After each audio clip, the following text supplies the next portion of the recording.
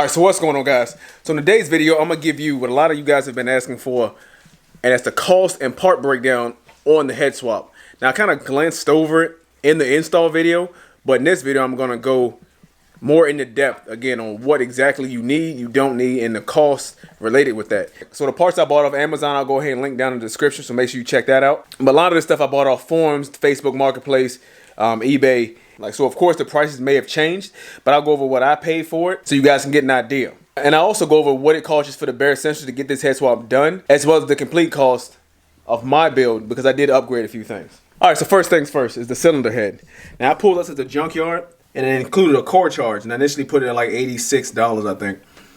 And the core charge was $15, so I did have an extra head just laying around.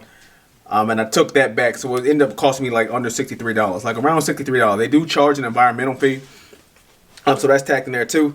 But you're looking at about, like I said, $65 or so for the cylinder head. Like now, the head you want to get is from a 98 to 04 Sonata, or 2000 to 2005 Optima, or the 2000 to 2006 Santa Fe, the 4-cylinder. So this is the G4JS motor that you're looking for. But if you're unfamiliar, this is actually comparable to the Evo head, except the ports on here are a little bit bigger because this was designed to be an NA motor. Now something else you may notice is between the time I actually did the Dohc swap and now, I actually repainted the valve cover. And of course I did like the black, but I wanted something that kind of stood out a little bit more, but without being too flashy.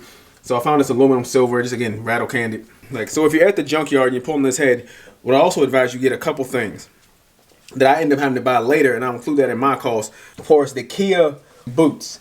Now, of course, with these engines, if you're familiar with them, you have 2 spark plug wires, and then these are your coil packs, and then the boots that are attached to the bottom of it. And on the stock single cam, the boots are actually a lot longer than on the Kia. So one of the boots that I had was actually missing a little spring in it, so I ended up ordering just replacement Evo boots off of Amazon, and those end up being $26. So that's $26 that I really didn't need to spend if I had just got some good condition, or check the Hyundai ones that I got. Next, like I said, you want to grab a lower radiator hose from a Galant or an Eclipse.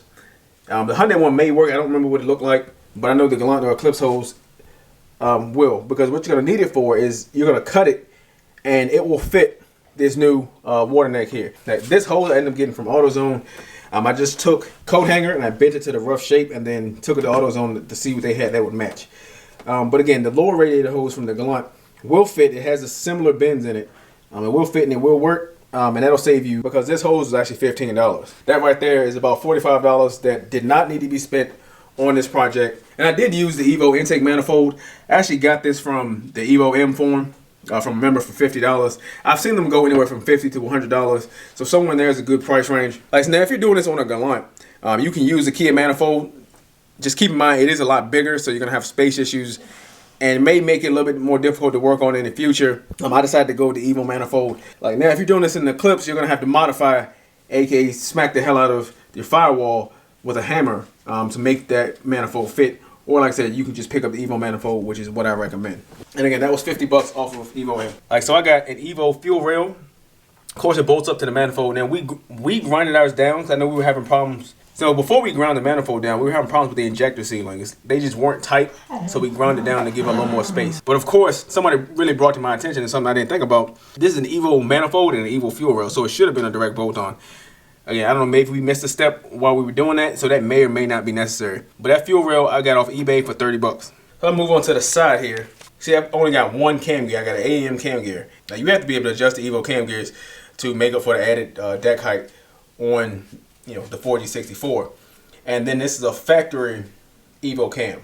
The Evo cam gear I got on Facebook Marketplace for $100. I saw some better deals, but I didn't miss out on a few. I could have gotten 2 adjustable cam gears for $125, but I missed out on that, so I was kind of kicking myself and ended up paying $100 just for one. But again, it was more of a time thing at that point. And then the factory Evo cam gear, and then this factory gear I got for $30 off eBay. Probably could have sourced both of those cheaper if I had taken my time or kind of reacted faster on some of those deals.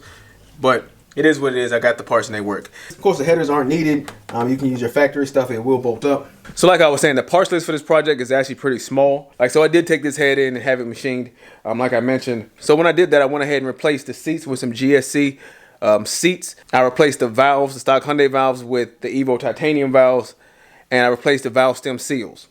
And I also went with the Evo 8 cams. So the total cost of that with the machine work and having them install the new seals, the springs, and the seats, it added another $205 onto the cost of this project. Like, so when you go to install the head, you're gonna need a few things. Of course, I went ahead and replaced every gasket that was associated with this. Everything from where the water pipe is, of course, a new head gasket, and just some miscellaneous gaskets around the engine, because I wanted to, again, try to avoid as many leaks as possible. And I didn't know what the condition of this head. And this came off in 02, so it's still 18 years old. I found the kit off Amazon. The kit is actually for the Hyundai. So the kit I got actually came with the head gasket as well as all those other miscellaneous gaskets. It is an MLS gasket. It's by Felpro. They make a lot of really good parts, a lot of OEM replacement stuff. And altogether, again, I got that off Amazon. That cost me $59. When I bought the kit, it was $59. And then immediately after, the price shot up to like $150. And like I said, I did get Evo camshafts in this thing. The camshafts I actually got for $82. So I got new plug wires. Those are Densos. They were $32. While I was doing a head swap, I figured you might as well upgrade the water pump. So like I said, your water pump, if you don't know, is actually over here. It's a pain to get to with the head on. And plus, it ties into all this belt system anyway. So it kind of made sense to go ahead and replace it. And that was $44. Now, you have a couple options. You can go with like some ARP head studs. Like, so just to save some money, I did go with head bolts. Like I said, this engine's not going to see a lot of boost. And I don't plan on taking this head off a bunch of times. And the head bolts actually ran me about $25. So the timing belt. Now, the timing belt is kind of a big thing. I went with the Galant GS. It's a 94 Galant GS. Now, you can use the Evo timing belt. But it will be a little bit tighter. There's less play in it because it's shorter. Obviously, like I said, this 4064 has a taller deck height. And the Evo belt will work. And I do have an Evo belt, an OEM Evo belt. It's Kevlar, so a lot of guys prefer that. But I know I've read in a couple places that the Galant belt had problem with, you know, the tensioner and being able to get it tight enough. I didn't have that issue. Look here again, the Galant belt is easier to install because it is longer, so it's a little more slack. But that belt is plenty tight. There's not a lot of play in it. You just have to make sure you adjust your tension as you're putting it in. And that was $23 for the Galant belt, and the Evo belt was like $80. But again, I didn't use it. I'm saving that actually for the engine build. When I have the motor on the stand, it'll be easier to install that belt. So also a couple things. The Hyundai coolant sensor uses like a 3-pin. You can use your factory like 4064 coolant sensor on this and just swap those out, so you don't have to use a different plug or use that Hyundai one. Of course, as I've mentioned, the newer Hyundais use that 3-pin and only have one plug, unlike your factory one, which will have 2 pins and 2 plugs. So right now, my coolant temperature gauge, on the inside of the car doesn't work because that sensor wire is actually not connected to anything. And when I do my turbo install, since I'm going to drain the fluids anyway, I'm going to go ahead and replace that housing with the one that I've tapped. And that way my gauge and stuff inside the car will work. Now, as I mentioned, I did get some things from the dealership. The cam bolts you don't need. The Hyundai ones will fit in the Evo cams, but I did get new ones, so they're not needed. The cam reluctor bolt you will need. The reluctor and the reluctor bolt you will need.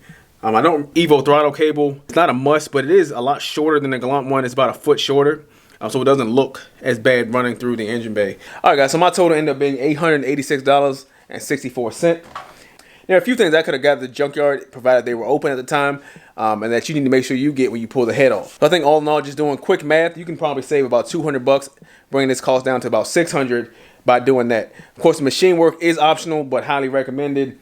And then otherwise, it kind of depends on your ability to source parts and the prices that you get. Realistically, this could be done for $400. Again, just with the bare minimums. I'm not sure why you would do that, but it could be done for that price. I went ahead and got a little insurance, plus some stuff that'll help me down the road when I turbo it. So now that I finished this and I got everything running, I've driven it for a while now. The car feels smoother, is my initial impression. It does pull a lot smoother. And it's a little more peppy. I'm not sure if that's in my head. So it's not really a huge gain in horsepower from doing this. But you really kind of compound the benefits when you add, one of these boys on here. So now that I've driven it for a while, I've kind of worked out a few kinks that I had. And I've noticed I don't have any leaks. So I've already got most of my parts for the turbo build.